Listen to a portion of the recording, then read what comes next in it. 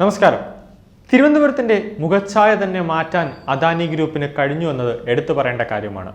Thiruvananthapuram airport ഉൾപ്പെടെ അദാനി തിരുവനന്തപുരത്ത് പല കാര്യങ്ങളിലും കണ്ണുനട്ട് ഇരിക്കുകയാണ്.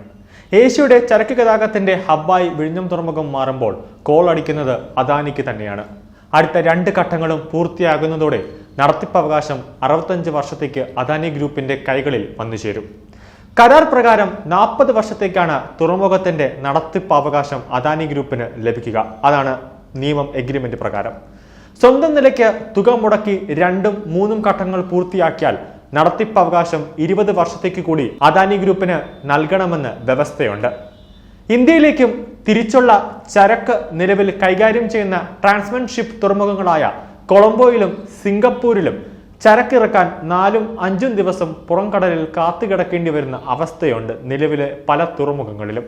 ഇത് മനസ്സിലാക്കി വിഴിഞ്ഞത്തെ സാധ്യത പരമാവധി ഉപയോഗിക്കാനാണ് അദാനിയുടെ തീരുമാനം.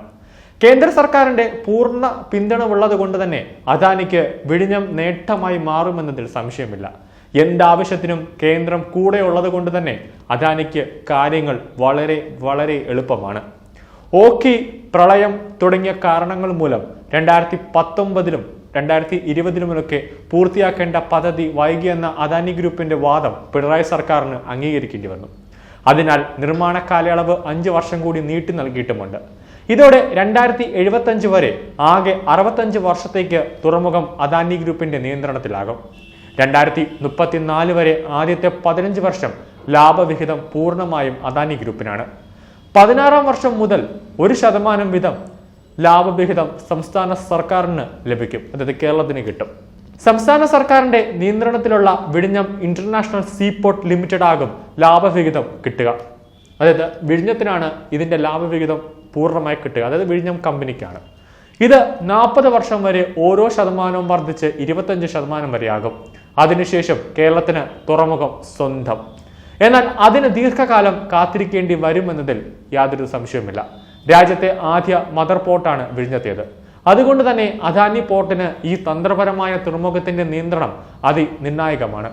ഇന്ത്യൻ ഉപഭൂഖണ്ഡത്തിനടുത്തുള്ള കൊളംബോ, സിംഗപ്പൂർ തുറമുഖങ്ങളോട് മത്സരിക്കാനുള്ള ശേഷി കൈവരിക്കാൻ കഴിയുന്ന തരത്തിൽ 2030ഓടെ വിഴിഞ്ഞത്തെ പൂർണ്ണ സജ്ജമാക്കും. ഈ വർഷം തന്നെ 2ഉം 3ഉം ഘട്ട പ്രവർത്തനങ്ങൾ തുടങ്ങുമെന്നും 2028-ൽ പ്രവർത്തന സജ്ജമാകുമെന്ന് അദാനി ഗ്രൂപ്പ് അറിയിച്ചിട്ടുണ്ട്. പൂർണ്ണമായും ട്രാൻസ്ഷിപ്മെന്റ് തുറമുഖമായി രൂപകൽപ്പന ചെയ്ത രാജ്യത്തെ ആദ്യത്തെ തുറമുഖമാണ് വിഴിഞ്ഞം അന്താരാഷ്ട്ര തുറമുഖം. അടുത്ത ഘട്ടത്തിൽ അദാനി ഗ്രൂപ്പ് 10,000 കോടി രൂപ മുടക്കും. നിലവിൽ ഒരേ സമയം 2 കപ്പലുകൾക്ക് അടുക്കാനാകും. 800 മീറ്റർ ബെർത്താണ് നിലവിലുള്ളത്. അടുത്ത ഘട്ടത്തിൽ 5 വലിയ കപ്പലുകൾക്ക് ഒരേ സമയം ബെർത്ത് ചെയ്യാൻ പറ്റുന്ന സംവിധാനം വരുമെന്നതും അദാനി വ്യക്തമാക്കുന്നുണ്ട്. ലോകത്തെ പ്രമുഖ കപ്പൽ കമ്പനികൾ വിഴിഞ്ഞത്ത് താൽപര്യം പ്രകടിപ്പിച്ചു കഴിഞ്ഞുവെന്നും അദാനി ഗ്രൂപ്പ് തന്നെ അറിയിക്കുന്നുണ്ട്.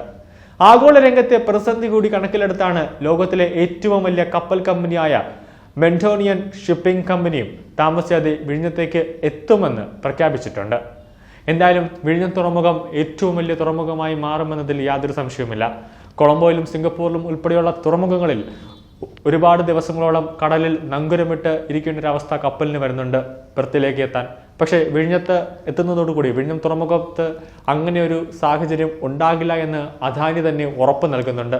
അദാനിയുടെ കൈക്കുമ്പിളിൽ ഇപ്പോൾ വിഴിഞ്ഞം തുറമുഖം, തിരുവനന്തപുരം എയർപോർട്ട്, അടുത്തതായി അദാനി കണ്ണുവയ്ക്കുന്നത് ലോജിസ്റ്റിക് ബിസിനസ്സാണ്. വിമാനത്താവളത്തിലെ ലോജിസ്റ്റിക് മൊത്തമായിട്ട്, അതായത് ബിസിനസ് സംരംഭങ്ങളിലേക്കും അദാനി കൂടുതലായിട്ട് തിരുവനന്തപുരം മുഴുവനും മാറ്റാനായിട്ട് ഒരു പദ്ധതിയും അദാനിയുടെ ഭാഗത്തു നിന്ന് ഉണ്ടാകുമെന്നതിൽ യാതൊരു സംശയവുമില്ല.